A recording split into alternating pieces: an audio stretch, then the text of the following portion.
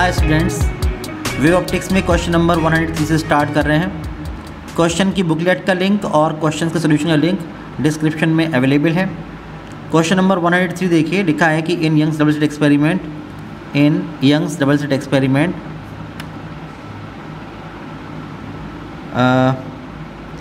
Monochromatic light of wavelength 600 nanometre illuminates the pair of slits and produces an interference pattern in which two consecutive bright fringes are separated by 10 mm। तो आप देखिए कि पहला जो case है उसमें lambda 600 nanometre या 610⁹ metre ये गिवन है, और आप जानते हैं कि जो bright fringes consecutive bright fringes का सेपरेशन होता है उसको हम लोग फ्रिंज विड्थ कहते हैं, और इस केस में जो फ्रिंज विड्थ गिवन है वो गिवन है 10 मिलीमीटर। यह है केस फर्स्ट। ओके, उसके बाद लिखा है another source of monochromatic light produces the interference pattern in which two consecutive bright fringes are separate by 8 millimetre. तो केस सेकंड में जब आप लोग देखते हैं उसी एपरेटस पर केस सेकंड में आप देखते हो तो आप लोगों को जो फ्रिंज विड्थ है दो कॉन्सिक्यूटिव ब्राइट फ्रिंजेस के बीच का जो सेपरेशन है वो मिलता है 8 मिलीमीटर। ठीक है, तो आपसे पूछ रहे हैं find the wavelength of light from the second source. तो सेकंड सोर्स से जो लाइट मिल रही है उसकी वेवलेंथ आप लोगों को ये निकालना है। तो इस क्वेश्चन को करने के लिए सिंपल सा फार्मूला है W/d⁴ आप जानते हैं कि यंग्स डबल स्लिट एक्सपेरिमेंट में जो स्मॉल डी और कैपिटल डी है वो कांस्टेंट रहेंगे क्योंकि वो चेंज नहीं हुए, एक ही ऑपरेटर्स है। आप लिखेंगे कि if small D be the distance between both the slits and capital D be the distance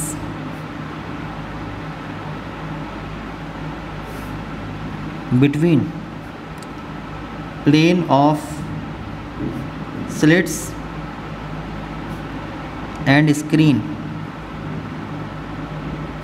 then from W is equal to d⁴ या फॉर्मूला यूज़ करेंगे। We have in case first, we have in case first. Case first में आप देखोगे तो यही fringe width W is equal to d⁴ ये आपको मिल जाएगी। इन केस सेकेंड, जब केस सेकंड में आप देखोगे तो फ्रिंज विड्थ हो जाएगी W', D वही रहेगा, wavelength λ' upon distance between both the slits ये स्मॉल d रहेगी, सेम रहेगी। अगर आप लोग 2 को 1 से डिवाइड कर देंगे तो आप लोगों को λ' निकालना है, वो मिल सकता है। तो डिवाइडिंग 2/1 डिवाइडिंग 2/1 वी गेट। तो आप लिखेंगे W' upon W is equal to d⁵ on small d divided by d⁵ upon d। Small d से स्मॉल d, कैपिटल D से capital D cancel, then λ' upon λ। तो सेकेंड सोर्स से जो light की wavelength हमें मिलेगी यानी λ' वो यहाँ से मिल जाएगी कि λ' is equal to λ multiplied by W' upon W। तो यहाँ से आप वैल्यूज पुट कर देंगे। λ' है 600 नैनोमीटर मल्टीप्लाइड बाई W' है 8 मिलीमीटर डिवाइडेड बाई 10 मिलीमीटर। तो इससे ये कैंसिल, 1 0 से 0 कैंसिल हो जाएगा। तो यहाँ से ये आ जाएगा 480 नैनोमीटर। तो इस पार्ट का जो आंसर है, जो सेकेंड सोर्स से आप लोगों को लाइट की वेवलेंथ मिल रही है वो मिल जाएगी 480 नैनोमीटर, ये आंसर। फिर देखिए सेकंड पार्ट में लिखा हुआ है कि what is the effect on the interference fringes if the monochromatic source is replaced by a source of white light. अगर हम लोग जो मोनोक्रोमेटिक लाइट सोर्स है, अगर आप उसको नेचुरल वाइट लाइट के सोर्स से रिप्लेस कर देंगे तो फिर किस तरह का इंटरफेरेंस फ्रिंजेस का पैटर्न आप लोगों को मिलेगा, ये है क्वेश्चन। तो आप देखो कि उस केस में क्या होगा। उस केस में ये होगा कि अगर आप लोग नेचुरल वाइट लाइट यूज़ कर रहे हैं यहाँ पर, तो ये कोहेरेंट सोर्सेज हमारे पास S1 और S2 हैं, और ये है स्क्रीन, ये है स्क्रीन। तो आप देखोगे कि अगर आप लोग यहाँ पर आप डाल रहे हो नेचुरल वाइट लाइट, जब नेचुरल वाइट लाइट आप डालोगे यहाँ से, तो यहाँ से सेम फेज़ में यहाँ पर लाइट रेस पहुँचेंगी, और उसके बाद जो सेंटर है वो यहाँ पर जितने भी कंपोनेंट कलर हैं वाइट नेचुरल वाइट लाइट के, वो सब O पॉइंट तक पहुँचने में, यहाँ तक पहुँचने में ये इक्वल पाथ कवर करेंगे। जब इक्वल पाथ कवर करेंगे तो आप देखो कि यहाँ पर पाथ डिफरेंस 0 होगा, इसलिए फेज़ डिफरेंस 0 होगा। जब फेज़ डिफरेंस 0 होगा तो हर कलर की ब्राइट फ्रिंज आप लोगों को यहाँ पर मिलेगी। जब हर कलर की ब्राइट फ्रिंज यहाँ पर मिलेगी तो सारे कलर्स की जो ब्राइट फ्रिंजेस होंगी जब ऊपर होंगी तो उन सब का जो इफ़ेक्ट होगा, यानी मिक्सचर होगा सातों रंग का, वो होता है नेचुरल वाइट कलर। तो आप लोगों को O पॉइंट पर एक ब्राइट फ्रिंज मिलेगी नेचुरल वाइट कलर की, ठीक है, ये मिलेगी। उसके बाद जब आप लोग चलोगे, मान लो चलोगे यहाँ या यहाँ, हम एक तरफ की बात कर लेते हैं। मान लीजिए कि आप लोग चल रहे हैं पहले यहाँ पर, जब आप चलेंगे यहाँ से मान लीजिए कि एक रह जाएगी और एक ये रह जाएगी। तो आप जानते हैं कि जो हमारे पास विजिबल लाइट है उसकी रेंज ऑफ विजिबल लाइट कितनी होती है? 4000 एंगस्ट्रॉम से 7800 एंगस्ट्रॉम यहाँ तक होती है। ये जो होता है ये होता है वॉयलेट कलर के लिए, ठीक है। 4000 एंगस्ट्रॉम जो होता है ये होता है वॉयलेट कलर के लिए, और जो 7800 एंगस्ट्रॉम है ये होता है रेड कलर के लिए, ठीक है। तो ये होता है वाइट कलर के लिए और ये होता है रेड कलर के लिए, ये आप लोगों को पता होना चाहिए। तो अब जब आप लोग यहाँ से यहाँ चलोगे तो अभी जो पाथ डिफरेंस 0 था वो पाथ डिफरेंस बढ़ना शुरू होगा, और सबसे पहले यहाँ पर जब आप पहुँचोगे तो पाथ डिफरेंस बढ़कर λ/2 होगा। किसके लिए λ/2 पहले होगा? क्योंकि सबसे कम जो वेवलेंथ है लैम्डा वो वॉयलेट कलर के लिए, इसलिए वॉयलेट कलर के लिए सबसे पहले λ/2 होगा। जब वॉयलेट कलर की λ/2 हो जाएगा तो वहाँ पर डिस्ट्रक्टिव इंटरफेरेंस होगा वॉयलेट कलर के लिए, और वॉयलेट कलर डिसअपीयर हो जाएगा नेचुरल वाइट लाइट में से। फिर विबग्योर उसी सीक्वेंस में आप चलेंगे, सबसे बाद में रेड के लिए λ/2 यहाँ पर पार्ट डिफरेंस होगा। तो इस वजह से जब विबग्योर के जो सारे कंपोनेंट्स हैं वो पहले यहाँ पर वॉयलेट, फिर यहाँ पर इंडिगो, फिर यहाँ पर ब्लू, फिर ग्रीन, फिर ऑरेंज, फिर रेड, ये सब गायब होते चले जाएंगे। तो आप देखिए कि यहाँ पर आपको कलर फ्रिंजेस मिलेंगी, ऐसे यहाँ पर कलर फ्रिंजेस मिलेंगी, और जब आप और ऊपर चलेंगे तो जो पार्ट डिफरेंस होगा फिर वो काफ़ी ज़्यादा हो जाएगा, और फिर वहाँ पर बहुत सारे कलर्स, ये भी तो सकता है जब आप ऊपर जाएंगे तो किसी के लिए जो पार्ट डिफरेंस λ/2 होगा, किसी के लिए 3λ/2 होगा, किसी के लिए 5λ/2 होगा, ऐसे पार्ट डिफरेंस आप लोगों को मिलने शुरू हो जाएंगे। तो इसलिए जो बहुत सारे कलर्स हैं वो वहाँ पर डिसअपीयर होना शुरू हो जाएंगे, तो इसलिए वहाँ पर आप लोगों को एक जनरल इल्यूमिनेंस मिल जाएगा। इसका मतलब ये हुआ कि जो आपका इंटरफेरेंस पैटर्न आप लोगों को इस केस में मिलेगा वो क्या होगा, उस इंटरफेरेंस पैटर्न में आप लोगों को यहाँ पर जो मिलेगा वो तो सेंटर पर एक नेचुरल ब्राइट फ्रिंज मिलेगी, दोनों तरफ कुछ कलर्ड फ्रिंजेस मिलेंगी, कोई डार्क फ्रिंज नहीं मिलेगी, और उसके बाद फिर जनरल इल्यूमिनेशन आप लोगों को मिलेगा। तो आप लिखेंगे कि in case of natural white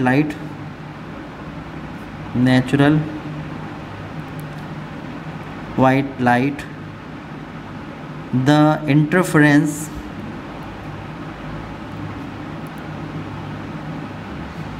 pattern consists of a central natural bright fringe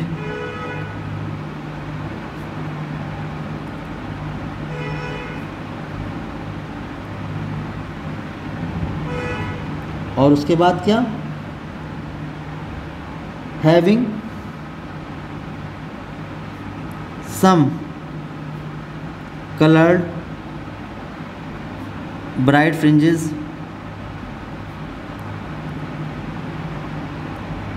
on both sides.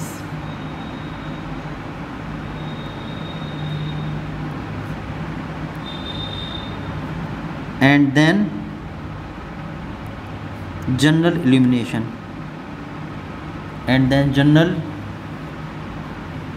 illumination,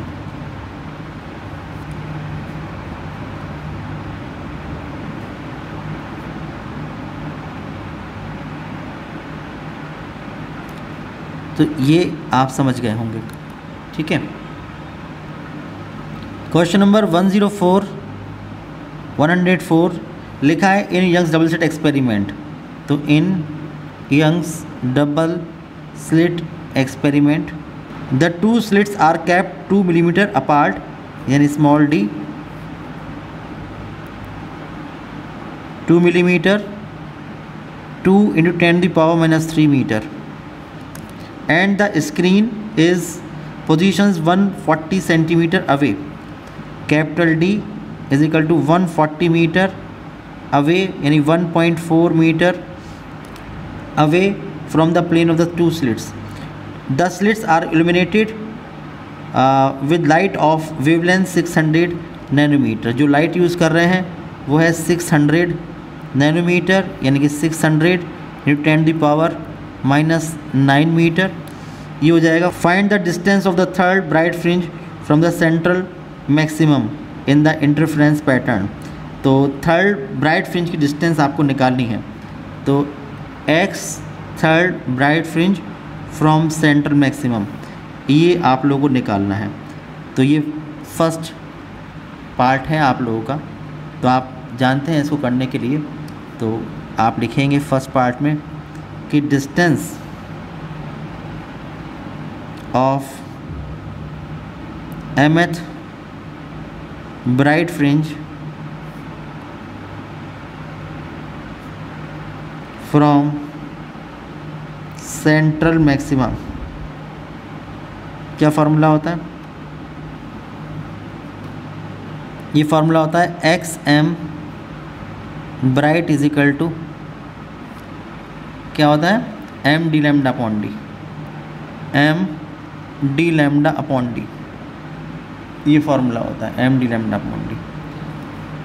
जब आप लोग इसमें वैल्यूज पुट करेंगे तो हो जाएगा XM ब्राइट, M की वैल्यू 3, D 1.4, लैम्डा 600 × 10⁻⁹ और अपॉन स्मॉल d 2 × 10⁻⁻3, ये हो जाएगा। तो एक्स थर्ड ब्राइट जो निकल के आएगी वो आप देखिए कि यहाँ से आप इसको कैंसिल करेंगे 300, ये हो जाएगा। तो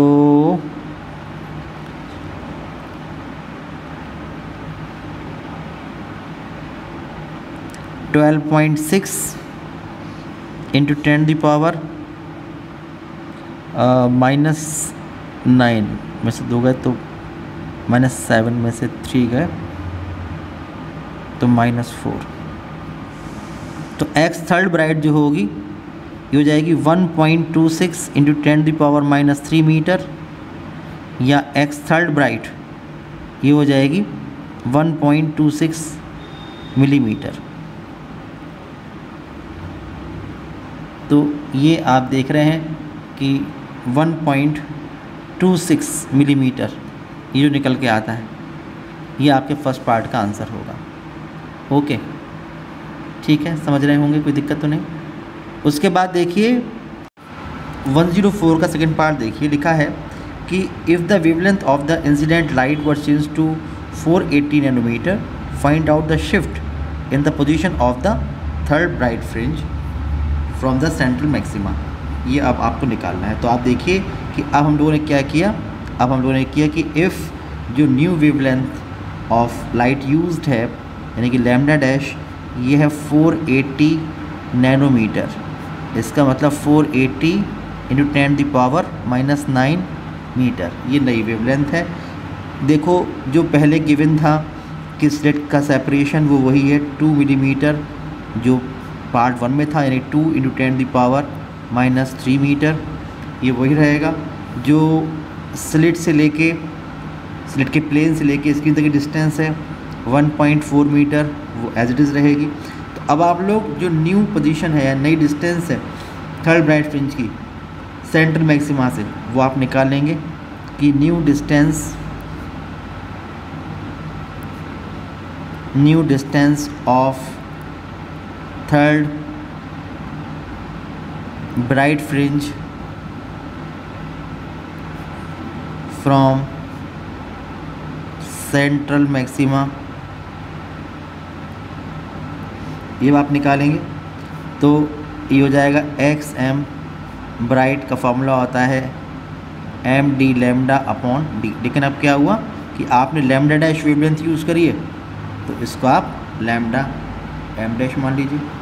अब देखो क्या होगा कि थर्ड ब्राइट फ्रिंज की बात कर रहे हैं, तो हो जाएगा X third bright dash is equal to, ये है 3, ये है 1.4, लैम्डा डैश है 480 into 10⁻⁹ divided by this is 2 into 10⁻⁻3।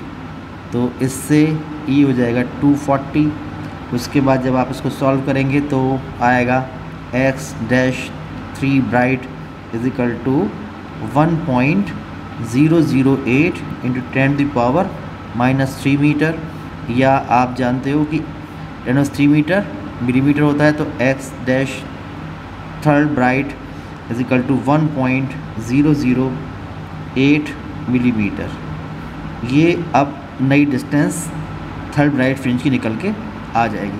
अच्छा, जो फर्स्ट पार्ट में जब आप लोग 600 नैनोमीटर की लाइट यूज़ कर रहे थे, उस वक्त जो थर्ड ब्राइट फ्रिंज की डिस्टेंस थी सेंट्रल मैक्सिमा से, तो वो आपके पास फर्स्ट पार्ट में निकल चुकी है कि we have from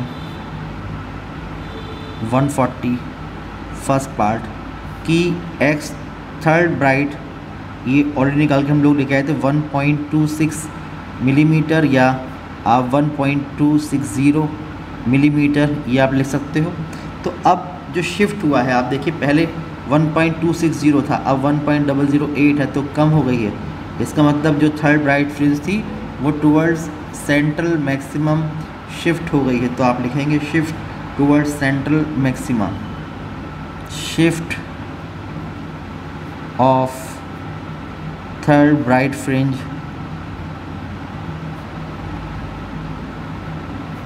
towards central maxima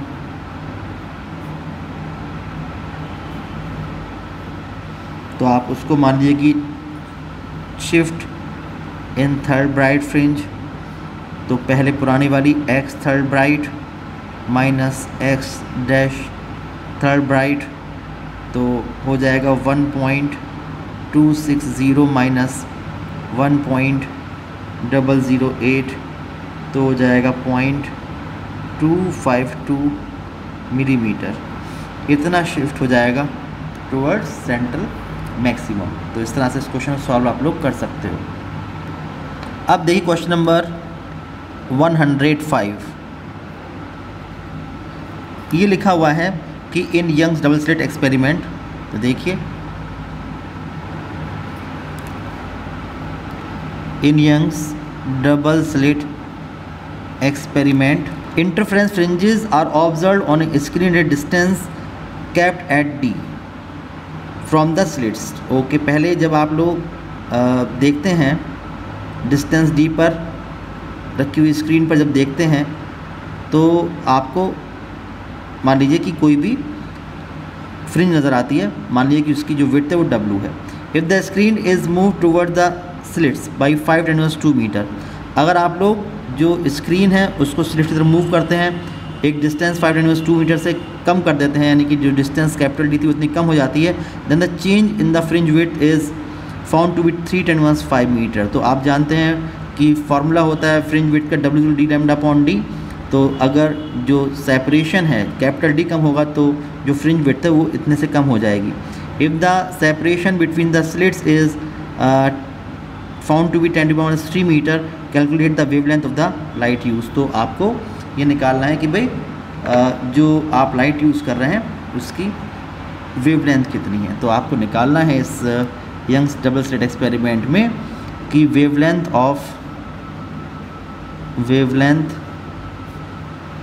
of light used,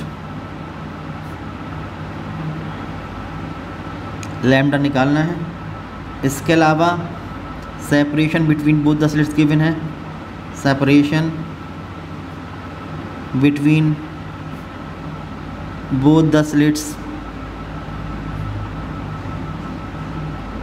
ये गिवन है small d 10⁻³ metre, small d 10⁻³ metre, ये गिवन है। अब देखो दो केस थे आपके पास, केस दो थे। एक केस में केस फर्स्ट और केस सेकंड। एक केस में डिस्टेंस गिवन है स्क्रीन की प्लेन ऑफ स्लिट से, तो आप लिखेंगे distance between plane of slits and screen, ये डी गिवन है। मान लीजिए कि पहले केस में D1 है तो ये डी गिवन है, और उस वक्त मान लीजिए जो फ्रिंज विड्थ मिल रही है आप लोगों को, फ्रिंज विड्थ जो आपको मिल रही है W1, उसको आप W मान लीजिए। अब उसके बाद जब आप लोग स्क्रीन को पास लाते हैं स्लिट से, कितना 5×10⁻² मीटर, तो D2 जो नई डिस्टेंस है स्लिट से स्क्रीन तक की, वो पहले D थी तो D में से कम हो जाएगा 5 × 10⁻² मीटर, कितना कम कर दिया। तो जाहिर सी बात है कि जो फ्रिंज विड्थ है, क्योंकि फॉर्मूला होता है W/d λ/d, कैपिटल D ऊपर आता है, तो जब कैपिटल D कम होगा तो फ्रिंज विड्थ भी कम हो जाएगी। तो उसमें चेंज गिवन है, तो आपको ये कॉमन सेंस होना चाहिए कि फ्रिंज विड्थ भी कम होगी, कितनी 3×10⁵ मीटर से जो फ्रिंज है उसकी विड्थ भी कम हो जाएगी। तो अब आप लोगों को लैम्डा निकालना है, तो आप लोग फार्मूला यूज़ करेंगे W/d λ/d, इस केस में लगा देंगे, इस केस में लगा देंगे, तो आपको दोनों केस में एक W का फॉर्मूला मिल जाएगा। आप लिखेंगे कि फ्रॉम W = d λ/d, ये फार्मूला होता है, और यही वजह है कि आपने देखा कि जब आपने D कम किया तो W कम हो गया। तो इस वाले फार्मूला से we have in case first, पहले केस फर्स्ट में आप लिखोगे, तो केस फर्स्ट में क्या हो जाएगा कि W1 = D1 लैम्डा वही रहेगा, अपॉन स्मॉल d भी वही रहेगा। तो ये इक्वेशन नंबर 1 आ जाएगा। और इन केस सेकंड में आप देखोगे तो केस सेकंड में फ्रिंज विड्थ W2 =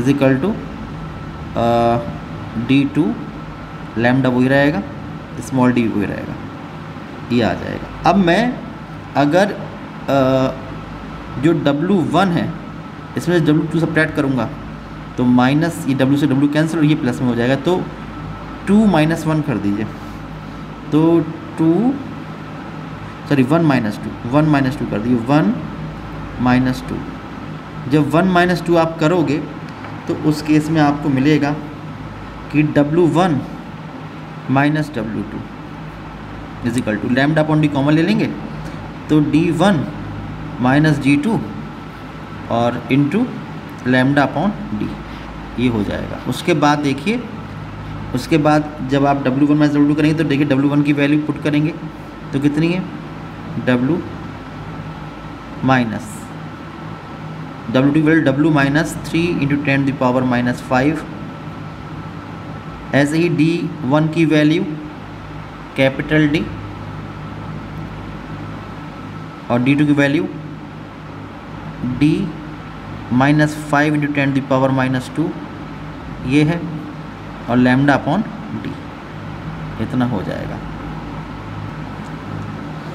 इससे ये कैंसिल, इससे ये कैंसिल, माइनस माइनस प्लस, तो 3 into 10 the power minus 5 is equal to 5 into 10 the power minus 2 into lambda, और डी की वैल्यू है 10 द पावर माइनस 3। तो यहाँ से जब सॉल्व करें लैम्डा को तो हो जाएगा 6 into 10 the power minus 7 metre, या 6 इंटू 10 द पावर माइनस 7 को 10 द पावर 10 से मल्टीप्लाई करें तो एंगस्ट्रॉम में कन्वर्ट हो जाएगा। तो lambda is equal to 6000 angstrom. तो इस तरह से इस क्वेश्चन का आंसर आपको मिल जाएगा। क्वेश्चन नंबर 106 देखिए, लिखा हुआ है कि a beam of light consisting of two wavelength 800 nanometer and 600 nanometer is used to obtain the interference fringes on a screen placed 1.4 meter away in Young's double slit experiment. If the two slits are separated by 0.28 millimeter, calculate the least distance from the central bright fringe या central bright maximum where the bright fringes of the two wavelengths coincide। तो इस तरह के question हम लोग कर चुके हैं।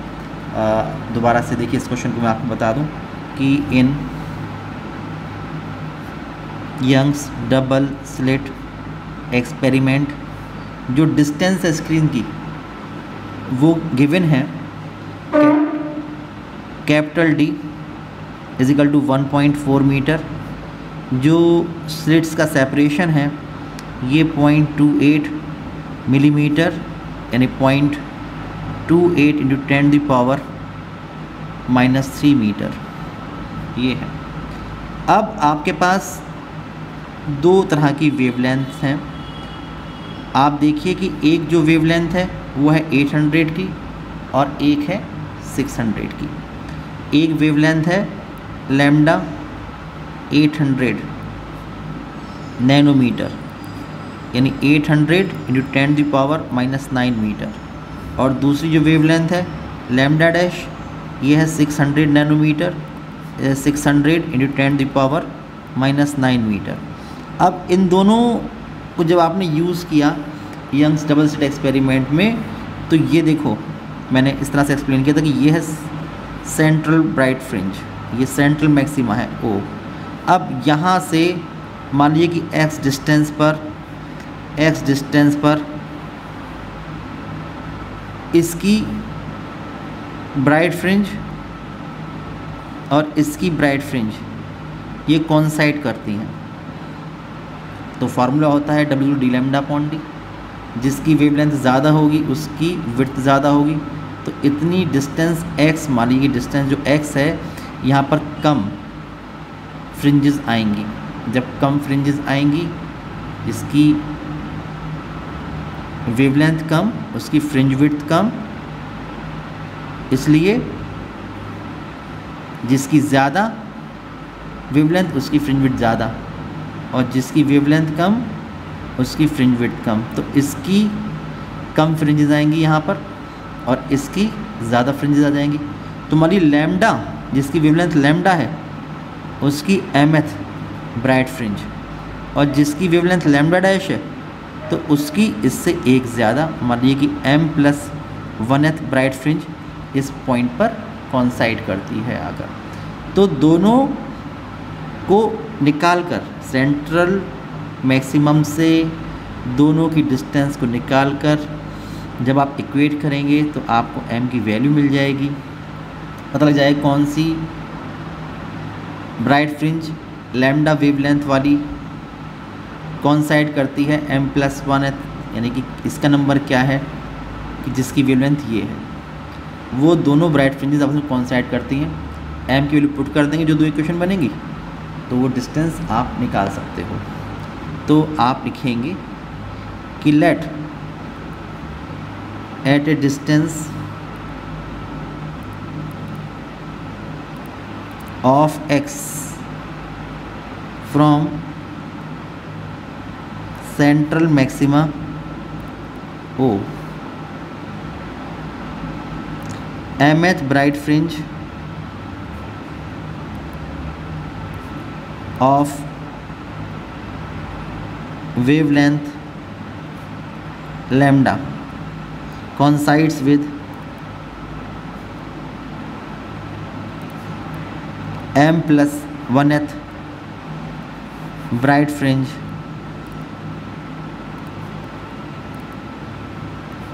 of wavelength lambda dash। तो अब आप देखो कि अगर mth bright fringe x distance पर है सेंट्रल मैक्सिमा से, तो x किसके इक्वल हो जाएगा, x इक्वल टू होगा xm ब्राइट, किसके लिए, लैम्डा वेवलेंथ के लिए। क्या फॉर्मूला होता है, m d lambda upon d, ये इक्वेशन नंबर 1 हो जाएगा। और ऐसे ही ये डिस्टेंस जो x होगी वो xm+1th ब्राइट के इक्वल होगी, किसके लिए, लैम्डा डैश वेवलेंथ के लिए। तो जहाँ पर लिखा था m वहाँ हो जाएगा m+1, d वही है, वेवलेंथ लैम्डा डैश हो गई है आप लोगों की, और स्मॉल d वही रहेगा, इक्वेशन नंबर 2। लेकिन आप जानते हो कि जो डिस्टेंस x है वो तो वही है क्योंकि कॉन्साइड कर रही है उसी डिस्टेंस पर, इसलिए इक्वेटिंग 1 and 2, तो m निकल आएगा यहाँ से, इक्वेटिंग 1 and 2 वी गेट, जब इक्वेट करेंगे तो आ जाएगा m d lambda upon small d is equal to m+1 d lambda dash upon small d, d से d कैंसिल, स्मॉल d से स्मॉल d कैंसिल, तो m into lambda is equal to m+1 into lambda dash, ये हो जाएगा। अब values put कर दीजिए, तो m यह है 800 into 10⁻⁻9 is equal to m+1, ये है 600 इंटू 10⁻⁻9, इससे ये कैंसिल, 2 0 से 2 0 कैंसिल हो जाएंगे, ये 3 और ये 4, तो 4m इज इक्वल टू हो जाएगा 3m+3, ये हो जाएगा। तो आप देख रहे हैं कि m इज इक्वल टू 3। तो इसका मतलब कि जो लैम्डा वेवलेंथ यानी कि 600 नैनोमीटर वाली वेवलेंथ की थर्ड ब्राइट फ्रिंज 600 नैनोमीटर वाली वेवलेंथ की 3+1 यानी फोर्थ फ्रिंज से कॉन्साइड करेगी। आप लिखेंगे that is at a distance x, at a distance x from central maximum O, from central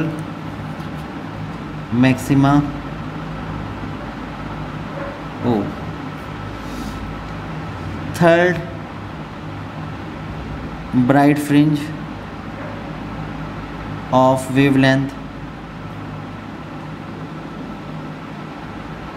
800 nanometer will coincide with m+1 मतलब fourth bright fringe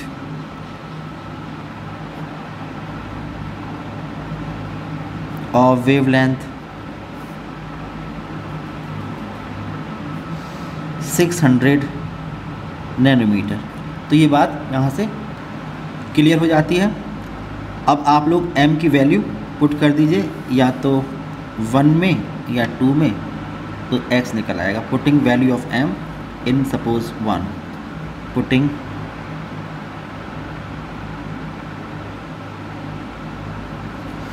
value of m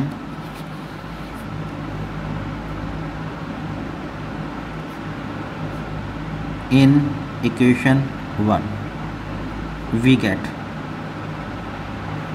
x is equal to है X M th bright for wavelength lambda is equal to M D lambda upon D. तो आप देखोगे कि values put करेंगे तो x is equal to होगा X third bright for 800 nanometre के लिए, ये हो जाएगा m की वैल्यू 3 इंटू डी था 1.4, लैम्डा था 800 इंटू 10⁻⁹ और अपॉन ये था 0.28 इंटू 10⁻⁻3। ये आप लिखोगे और उसके बाद आप सॉल्व करोगे तो आप देखो कि पॉइंट से ये पॉइंट कटेगा तो ये 1 0 यहाँ पर ये और बढ़ जाएगा, ठीक है। और ये 2 टाइम्स ये 400, तो ये डिस्टेंस जो x आएगी ये आ जाएगी 4 यानी कि 12 इंटू 10⁻³ और 3 6 10⁻⁻3 या 1.2 10⁻⁻2 मीटर, या फिर आप जानते हो कि 10⁻² मीटर सेंटीमीटर यानी 1.2 सेंटीमीटर ये हो जाएगा, ये आ जाएगा। और ऐसे ही अगर मान लो कि हम लोग 2 में वैल्यू पुट करते तो भी निकल के देखो, आप तो नहीं आता। फ्रॉम 2 अगर मैं क्वेश्चन नंबर 2 से वेरीफाई करना चाहूँ तो कर सकते हैं कि फ्रॉम 2 तो x इज इक्वल टू कितना था X M plus 1 bright for wavelength lambda dash, क्या फॉर्मूला था m plus 1 D lambda dash upon small D. तो देखो x अभी भी तो नहीं आता, x जो आता ये 3+1 मतलब 4th ब्राइट फ्रिंज हो जाती, कौन से के लिए 600 नैनोमीटर के लिए। तो यहाँ पर 3+1 का मतलब 4 इंटू ये 1.4 600 इंटू 10⁻⁹ और डिवाइडेड बाई 0.28, यहाँ से पॉइंट हटाएंगे तो ये 0 ये बढ़ जाएगा और ये 2 टाइम्स ये 300। तो आप देखो फिर वही निकल के आ रहा है 1.2 इंटू 10⁻⁻2 मीटर या 1.2 सेंटीमीटर। तो आप कैसे भी सॉल्व कर लो, चाहे इक्वेशन नंबर 1 से चाहे 2 से, आपका आंसर निकल के उतना ही आएगा। क्वेश्चन नंबर 107 इसकी बात कर रहे हैं। तो लिखा है कि what is the effect on the interference fringes to a Young's double slit experiment. तो आप जानते हैं कि in Young's double slit experiment a part लिखा है कि when the separation between the 2 slits is decreased. तो आप जानते हैं कि यंग्स डबल स्लिट एक्सपेरिमेंट में हम लोग बात कर रहे हैं पहले स्मॉल ए पार्ट की कि फ्रिंज विड्थ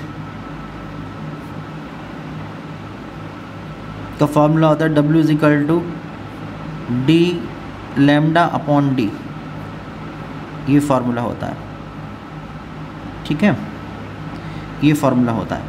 और इस फॉर्मूले में इन्होंने कहा कि अगर हम लोग जो सेपरेशन बिटवीन 2 स्लिट्स है अगर उसको डिक्रीज़ कर रहे हैं, आप लिखेंगे if separation between both the slits small d is decreased.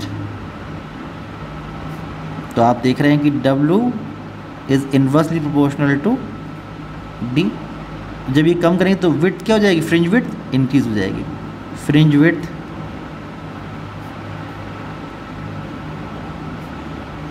W ये इंक्रीज हो जाएगी। ये इसका ए पार्ट का आंसर हुआ। पार्ट बी देखिए, बी पार्ट है the width of the source slit is increased.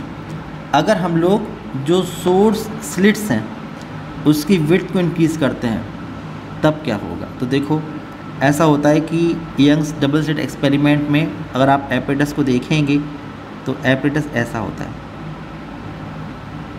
ये एक सोर्स है। कोहेरेंट सोर्सेज बनाने के लिए हम लोग क्या करते हैं कि यहाँ पर एक और कार्डबोर्ड रखते हैं और यहाँ से इक्वल डिस्टेंस पर 2 स्लिट काट देते हैं या 2 पिन होल्स कर देते हैं और यहाँ पर होती है स्क्रीन। ये होती है स्क्रीन। ओके, जो ये होते हैं स्लिट्स। 2 स्लिट्स होते हैं, कोहेरेंट सोर्सेज होते हैं, ये स्लिट्स होते हैं और ये एक सोर्स होता है। ये है सोर्स। ओके, ये सोर्स है S। यहाँ पर 2 कोहेरेंट सोर्सेज हैं S1 S2 और ये स्क्रीन रखी हुई है और यहाँ पर आप जानते हैं कि सेंट्रल मैक्सिमा बनता है। जो हमारे पास स्लिट्स आपने काटी हैं, ये जो स्लिट्स आपने काटी हैं, अगर इसके जो साइज़ हैं, अगर ये साइज़ X है, जो ये सोर्स है हमारे पास सिंगल स्लिट है, अगर सिंगल स्लिट से कोहेरेंट सोर्सेज के जो प्लेन है वहाँ तक की डिस्टेंस अगर स्मॉल y आप मान लें, जो स्लिट सेपरेशन है इसको आप स्मॉल d ये आप मान लें, ये डिस्टेंस कैपिटल D होती है और आप लोग जिस लाइट को यूज़ कर रहे हैं अगर उसकी वेवलेंथ को हम लोग लैम्डा मान लें, इसकी वेवलेंथ को हम लोग लैम्डा मान लें, तो आप जानते हैं कि स्क्रीन पर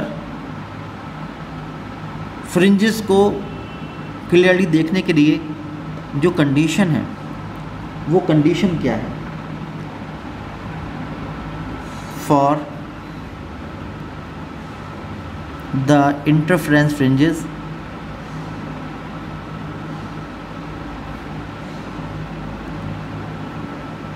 to be seen on the screen, उसका जो क्राइटेरिया है, जो उसका कंडीशन है, ये है कि x upon y must be less than lambda upon d।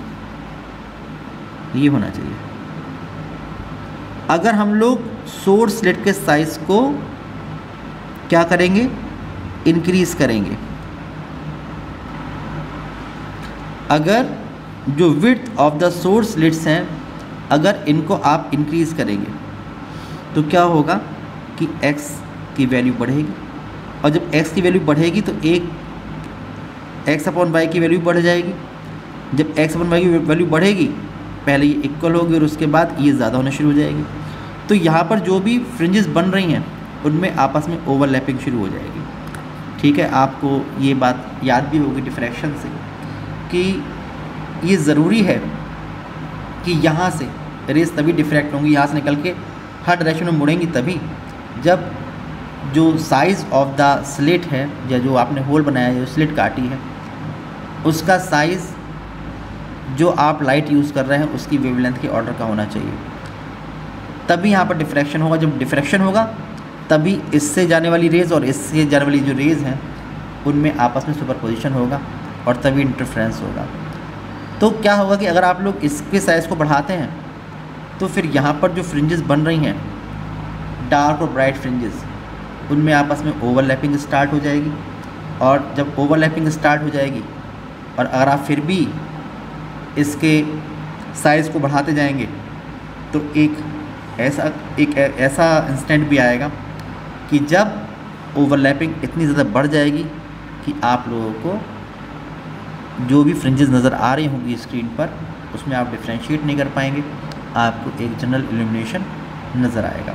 Okay, तो ये होगा। आप लिखेंगे कि if the size of the source slit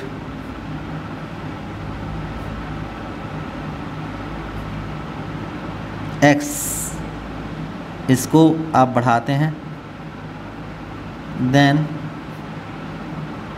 the overlapping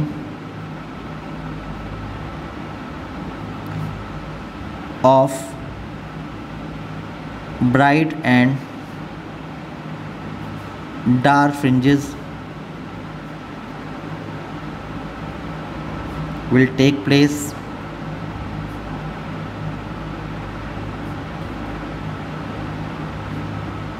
hence and interference pattern will become less sharp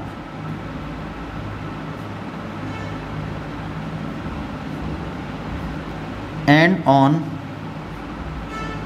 further increasing x overlapping इतनी बढ़ जाएगी, क्या होगा कि interference pattern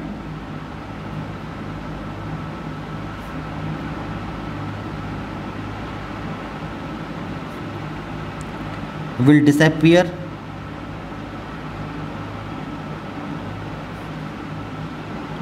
because condition x upon y is less than lambda upon d will not be satisfied.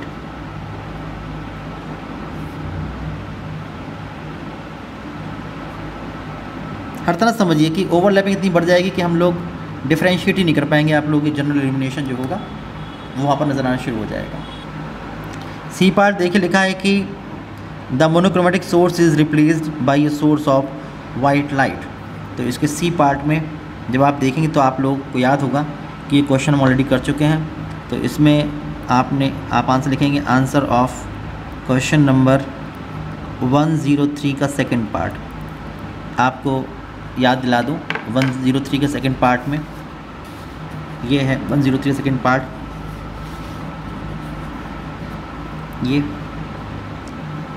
ये आपको याद होगा कि जब आप लोग नेचुरल वाइट लाइट यूज़ करेंगे तो सेंटर पे सारी कलर्स की जो भी रेज़ हैं वो इक्वल पाथ कवर करेंगी, पाथ डिफरेंस ज़ीरो इसलिए फेज डिफरेंस ज़ीरो, सारे कलर्स की ब्राइट फ्रिंजेस यहाँ पर बनेंगी, इसलिए यहाँ पर आपको एक natural bright fringe natural white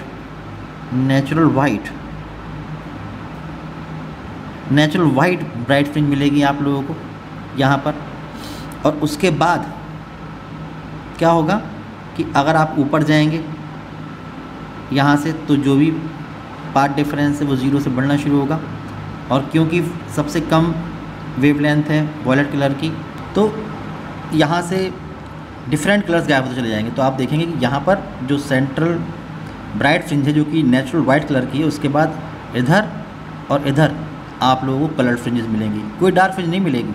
और उसके बाद जब इधर आप जाओगे तो पार्ट डिफरेंस बढ़ जाएगा, जब पार्ट डिफरेंस बढ़ जाएगा तो बहुत सारे कलर्स जो होंगे उसकी ब्राइट फ्रिंजेस वगैरह मिलेंगी, तो यहाँ पर फिर से जनरल इल्यूमिनेशन आप लोगों को मिलेगा। तो ये बातें हम लोग ऑलरेडी कर चुके हैं 103 के सेकेंड पार्ट में, ठीक है। उसके बाद देखिए क्वेश्चन नंबर 108, आप देखिए लिखा है कि intensity at the central maximum in Young's double slit experiment setup is I0, show that the intensity at a point where the path difference is λ/3 is I0/4। तो इस तरह क्वेश्चन हम लोगों ने एक क्वेश्चन किया था, क्वेश्चन नंबर 98। आप देखिए ये क्वेश्चन था, यहाँ पर ये फॉर्मूला कि किसी भी पॉइंट पर अगर फेज डिफरेंस फाई है तो resultant intensity I R is equal to I1 + I2 + 2 root I1 I2 cos phi, ये इंटेंसिटी होती है। जब हम बात करेंगे इस ओ पॉइंट की, सेंटर वाले पॉइंट की, तो यहाँ पर पार्ट डिफरेंस ज़ीरो होगा इसलिए फेज डिफरेंस ज़ीरो होगा। जब फेज डिफरेंस ज़ीरो होगा तो आप लोग निकालेंगे तो I0 is equal to 4I निकल के आएगा।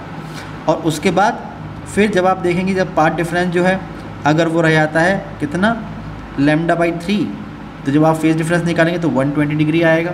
और जब आप फॉर्मूला यूज़ करेंगे I at point P suppose, तो is equal to I1 + I2 + 2 root I1 I2। वहाँ पर क्या करते हैं हम लोग, दोनों की जो इंटेंसिटी होती है उसको हम इक्वल मानते हैं, गिवन नहीं होता है तो। और जब आप देखेंगे तो ये निकल के आएगा IP = I। जब डिवाइड करेंगे IP को I0 से तो आप देखेंगे I P is equal to I not by 4। और अगर ये गिवन है कि इस पॉइंट पर इंटेंसिटी आई नॉट है, तो आप देखेंगे कि अगर इस पॉइंट पर जो इंटेंसिटी आई नॉट है इस पॉइंट पर, तो इस पॉइंट पर जो इंटेंसिटी होगी वो आई नॉट बाई 4 होगी। तो इस तरह क्वेश्चन हम लोग ऑलरेडी कर चुके हैं, इस तरह से आप लोग क्वेश्चन सॉल्व कर सकते हैं। तो आप लिखेंगे सॉल्व एज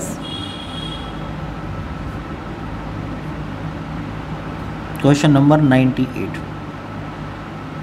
या आप चाहें तो एक और फार्मूला ड्राइव करके भी कर सकते हैं। वो फार्मूला क्या है, देखो आप लिखोगे कि वी हैव, एक फार्मूला होता है कि I resultant is equal to I1 plus I2 plus 2 root I1 I2 into cos phi. आप देखो कि जब दो सोर्सेज दिए हुए हैं, दोनों की इंटेंसिटी सेम मानकर हम लोग क्या करेंगे कि if I1 is equal to I2 is equal to I, ये मान लिया आप लोगों ने। तो यहाँ से अगर आप देखोगे तो यहाँ से जब आप सॉल्व करोगे तो रिजल्टेंट इंटेंसिटी मिलेगी आप लोगों को I plus 2 root I into cos phi, ये हो जाएगा। तो रिजल्टेंट इंटेंसिटी आप लिखोगे ये हो जाएगी 2I प्लस ये हो जाएगा 2I इंटू कॉस फाई, ये निकल के आ जाएगा। तो I suffix R is equal to 2I, यहाँ से कॉमन ले लेंगे तो आएगा 1 प्लस कॉस फाई।